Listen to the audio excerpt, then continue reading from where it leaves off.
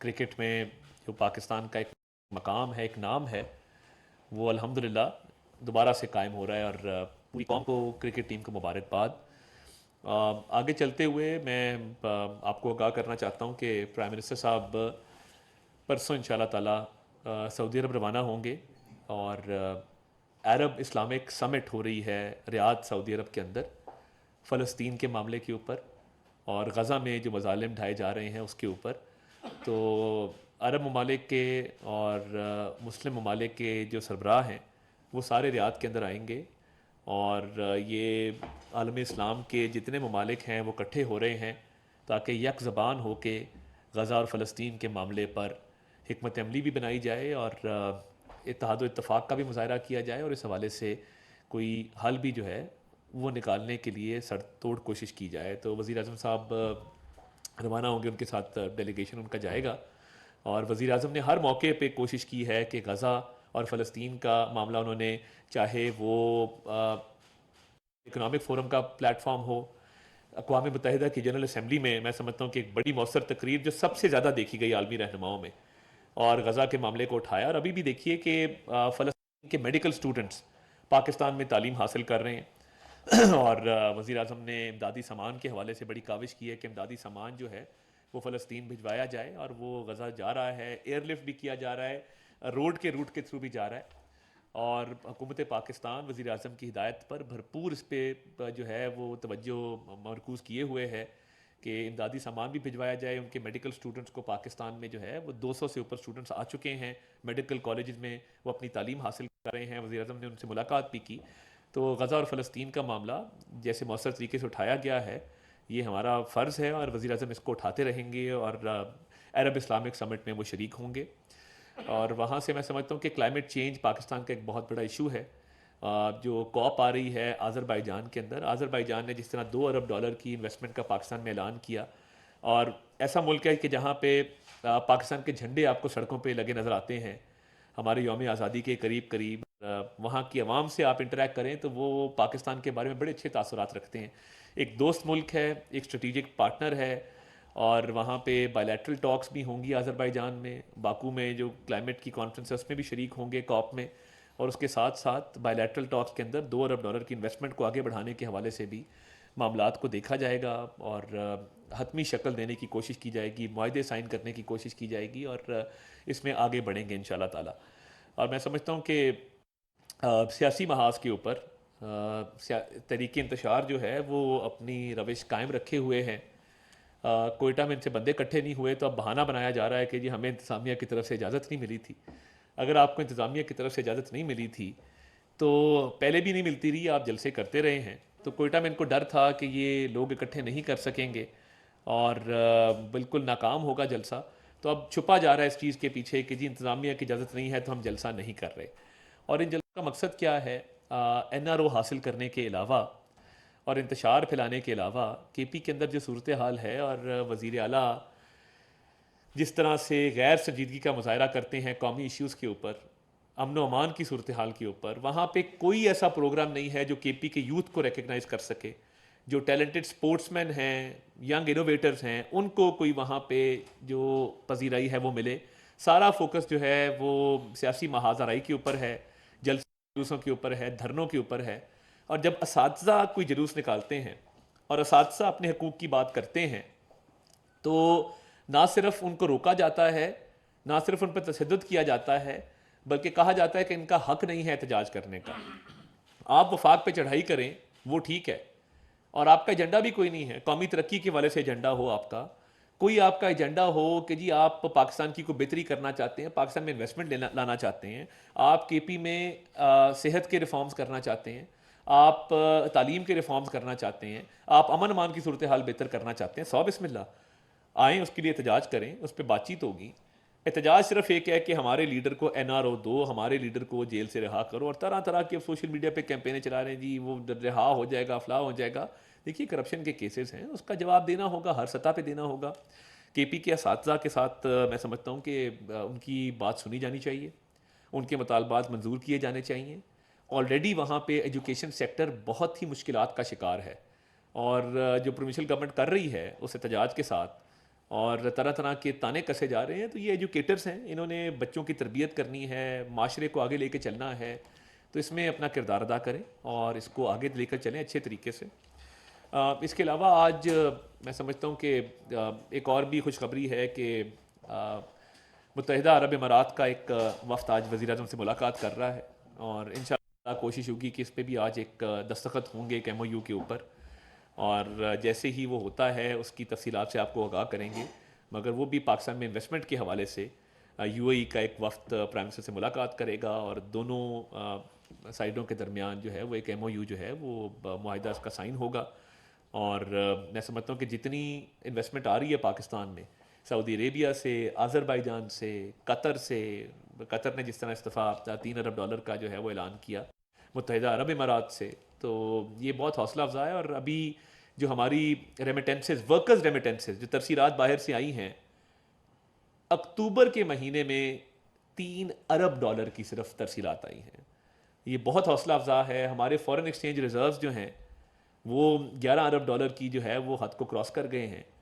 और ये बड़ा हौसला अफजा है कि फॉरेन एक्सचेंज रिजर्व्स भी बढ़ रहे हैं और इसके साथ साथ $3 अरब की तरसीलात का वर्कर्स की तरफ से सिर्फ अक्टूबर के महीने में आना, ये शो करता है कि पाकिस्तान की करेंसी भी स्टेबल है, इकनॉमिक इंडिकेटर्स दिन ब दिन इम्प्रूव हो रहे हैं। आज वज़ीर आज़म विंटर पैकेज के हवाले से जो बिजली का शोबा है उसमें भी आज बहुत बड़ा ऐलान करने जा रहे हैं और वो हम आपको ट्रांसमिट करेंगे लाइव। तो ओवरऑल जो सिचुएशन है मुल्क के अंदर, मैं समझता हूँ कि वो रेमिटेंसेस हों, फॉरेन एक्सचेंज रिजर्व्स हों, महंगाई हो, ये तमाम चीज़ें, इसमें बहुत इम्प्रूवमेंट आई है और आम आवाम तक इसके समरात आहिस्ता आहिस्ता पहुँच रहे हैं। और मैं समझता हूँ कि ये जो पहले दिन से पॉलिसी थी पाकिस्तान की इकानमी को लेके वज़ीर आज़म शहबाज शरीफ की, कि टैक्स कलेक्शन को बेहतर किया जाए, टैक्स नेट को बेहतर किया जाए, डिजिटाइज़ किया जाए, और जो इकोनॉमिक रिफॉर्म वो लेके आए हैं, IMF का प्रोग्राम जिस तरह तय हुआ है, स्टेबिलिटी से अब हम इंशाल्लाह ताला तरक्की की तरफ जा रहे हैं। पहले इसको मुस्तहकम करना जो था वो मकसूद था, अब जो इकोनॉमिक इंडिकेटर्स हर तरह के हैं, remittances, exports, IT exports, inflation, हर चीज़ में बेहतरी नज़र आ रही है और जो इन्वेस्टमेंट्स आ रही हैं और वज़ीर आज़म की तमाम तर तवज्जो इसके ऊपर है, तो मैं समझता हूँ कि इससे मज़ीद जो है वो चीज़ें बेहतर होंगी। और जो आ, हमेशा से मुल्क दुश्मनी का एजेंडा लेकर चलते हैं और जो कोशिश करते हैं, जो काजी फायजीसा साहब के साथ इन्होंने बाहर किया, अब वो भी देखें एक एक करके सारे माफ़ी मांग रहे हैं। ये वतीरा बन गया है कि पब्लिक प्लेसेस में बदतमीज़ी करो, मगर अब स्ट्रिक्ट एक्शन होगा और किसी को इसमें स्पेयर नहीं किया जाएगा। किसी का आप राइट टू प्राइवेसी इन्वेड करें, किसी के साथ पब्लिक प्लेस में आप बदतमीज़ी करें, पब्लिक प्लेस में आप शोर गुल करें, गुल गपाड़ा करें, और ये किसी भी कानून कायदे में इसकी इजाज़त नहीं है। आपने प्रोटेस्ट करना है, 100 जगह आप प्रोटेस्ट करें, मगर किसी की गाड़ी पे हमला करना, मैं समझता हूँ इस पर स्ट्रिक्ट एक्शन लिया जा रहा है। और अब आहिस्ता आहिस्ता वो माफ़ी तलाफ़ी की तरफ मामला जा रहे हैं। सोशल मीडिया पे बार बार कह रहे हैं जी हम ये दोबारा नहीं करेंगे। दोबारा करने की बात नहीं है। मैं समझता हूँ कि हर किसी को ये हक है कि वो प्राइवेटली जब जाए कहीं पे वो आज़ादी के साथ घूमे और कोई इसका प्राइवेसी ना इन्वेड करे, कोई उसमें रखना ना डाले। तो इस हवाले से भी जो है वो मुकम्मल तौर पे कार्रवाई अमल में लाई जा रही है और इंशाल्लाह ताला इसको सेफ सिक्योर बनाया जाएगा, क्योंकि ये तरीके इंतशार की कोशिश है। अब कल स्वाबी में भी जलसा करें, 100 दफ़ा करें, मगर अपने सूबे में अपने आप से मुतालबा करने जा रहे हैं। क्या मुतालबा रखेंगे अपने आप से कि लीडर को रिहा करो? पहले लीडर को रिहा करने गए, खुद गिरफ्तार हो गए, फिर कहा जी ये 2 महीने के अंदर लीडर रिहा हो जाएगा, उसके बाद मजीद कमज़ोर होते गए। तो ये अल्लाह ताला का फ़ज़ल है कि सुप्रीम कोर्ट बार के इलेक्शन का जो रिज़ल्ट आया है उसने 26वीं आईनी तरमीम के ऊपर भी जो है वो अप्रूवल की मोहर लगाई है। और इनका जो एक झूठा बयानिया था कि जी हम बड़े पॉपुलर हैं, तो फिर जीते लाहौर से, पेशावर से, कोयटा से, कराची से, इस्लामाबाद से, इतनी मेजॉरिटी से सुप्रीम कोर्ट बार का इलेक्शन PTI का हामी ग्रुप क्यों हारा? 26वीं आईनी तरमीम पे ये एक मोहर लगी है अप्रूवल की, ये जुडिशल रिफॉर्म्स के ऊपर एक मोहर लगी है, ये JCP के ऊपर एक मोहर लगी है, ये चीफ जस्टिस के अपॉइंटमेंट के ऊपर एक मोहर लगी है। तो मैं समझता हूँ कि जो बार्स हैं और लीगल कम्युनिटी है वो पाकिस्तानी अवाम को ही रिप्रेजेंट करते हैं और उसमें तरीके इंसाफ का बुरी तरह हार जाना इस बात को साबित करता है कि ये जुडिशल रिफॉर्म्स ठीक थे, बर वक्त हुए और उनको एक्सेप्ट कर दिया गया है और मामला जो हैं वो तेज़ी से आगे बढ़ रहे हैं। तो इस पे भी मैं शुक्रिया अदा करता हूँ लॉयर्स कम्युनिटी का, जिसका मैं खुद भी एक मेंबर हूँ।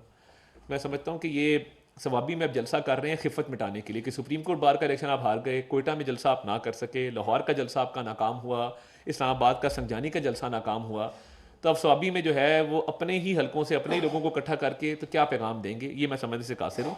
आपने किरदार अदा करना है तो पाकिस्तान की तरक्की में किरदार अदा कीजिए, आप ट्रेड और इन्वेस्टमेंट को बढ़ाने के लिए, केपी के टूरिज्म को बढ़ाने के लिए किरदार अदा कीजिए, मगर आपका एजेंडा है नहीं। आपने 9 मई किया, IMF को लेटर लिखे, आपकी कोशिशों के बावजूद पाकिस्तान तरक्की कर रहा है अल्हम्दुलिल्लाह। आपकी तमाम तर कोशिशों के बावजूद कि आप मुल्क चाहते थे मुल्क डिफ़ॉल्ट करे, मुल्क डिफ़ॉल्ट नहीं किया। आप चाहते थे कि IMF जो है वो पाकिस्तान के प्रोग्राम को डिसकंटिन्यू कर दे, लेटर्स लिखे, IMF का प्रोग्राम हतमी अपने मंतकी अंजाम तक पहुंचा। आप चाहते थे कि 9 मई का हमला करके डिफेंस के इदारे को नुकसान पहुंचाएं, आप नाकाम हुए। अब आप कोशिश कर रहे हैं कि जलसे करके तो है वो सिस्टम को डीरेल किया जाए। आप जितने मर्जी जलसे कर लें, आपकी नाकामी इस्टेब्लिश हो चुकी है। और अली अमीन गंडापुर जब भाग के केपी हाउस छुपे हैं, उसके बाद लोग उनके साथ निकलने को भी तैयार नहीं है। तो ये NRO की जो रट है और बाहर से आवाज़ें उठा रहे हैं। देखिए, जो स्टेट्स के मामलात होते हैं ना आपस में, वो स्टेट टू स्टेट चलते हैं, फॉरेन पॉलिसी का हिस्सा होते हैं। ये पहले बयानिया बनाया गया, गुलामी नामंजूर, एब्सोल्युटली नॉट। अब शादियाने बजाए जा रहे हैं। ये स्टेटहुड है, फॉरेन पॉलिसी है।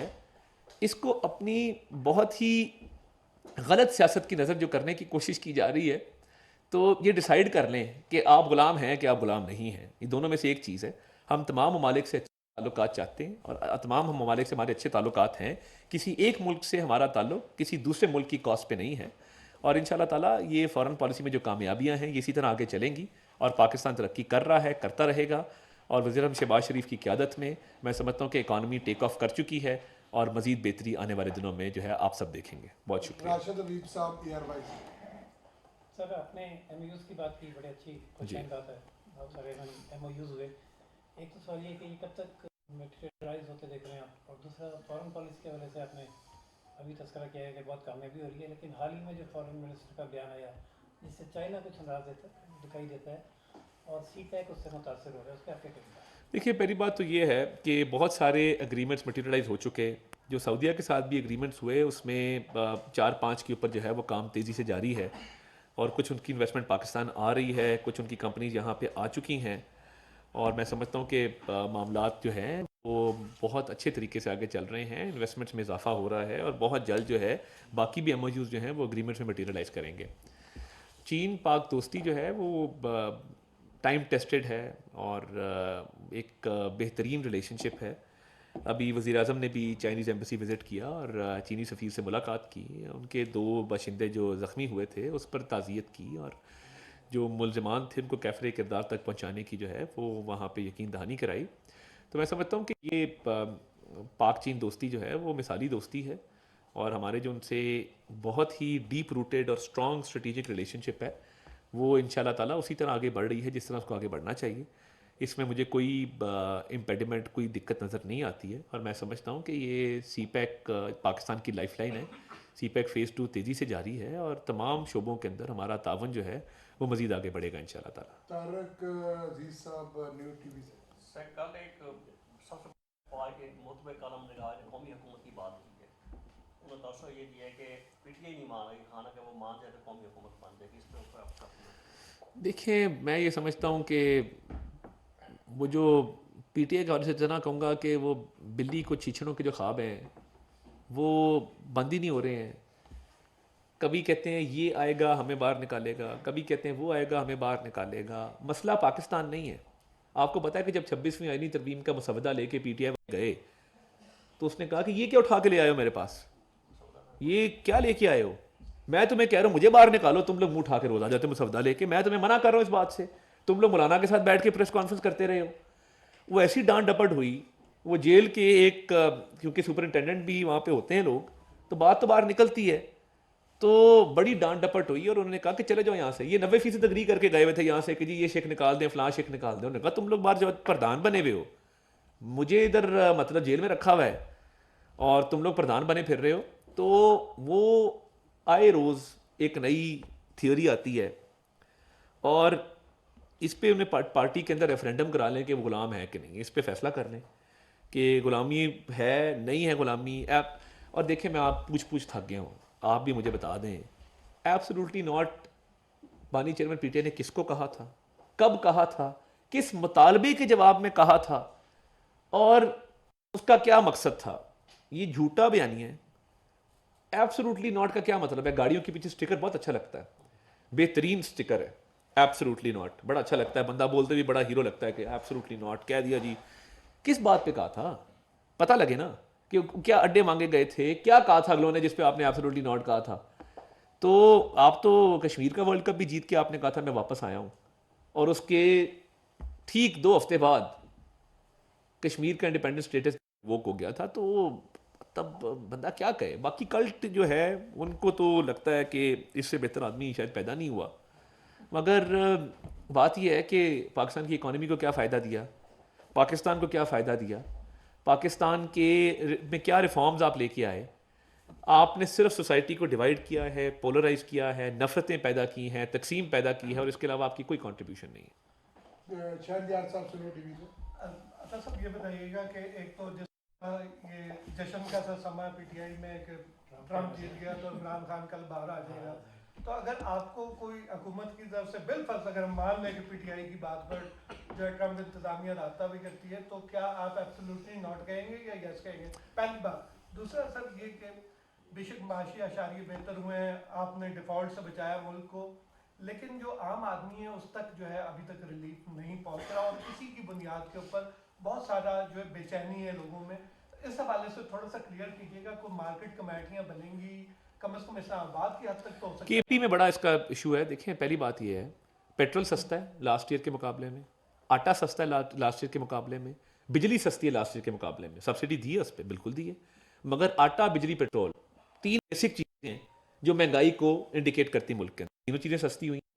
बिजली के बिलों पे शोर था, उसको एड्रेस किया गया, फौरी एड्रेस किया गया, तो आम आवाम तक समरात पहुँच रहे हैं, ऐसी बात नहीं कि नहीं पहुँच रहे।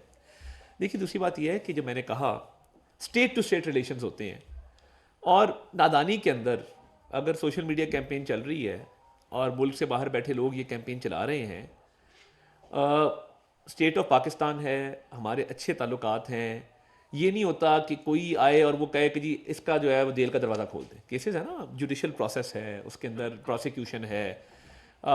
इनका सोशल मीडिया का जो कल्ट है वो इस पर अगर सेलिब्रेट करना चाहता है तो देखें, किसी की खुशी को नहीं रोकना चाहिए।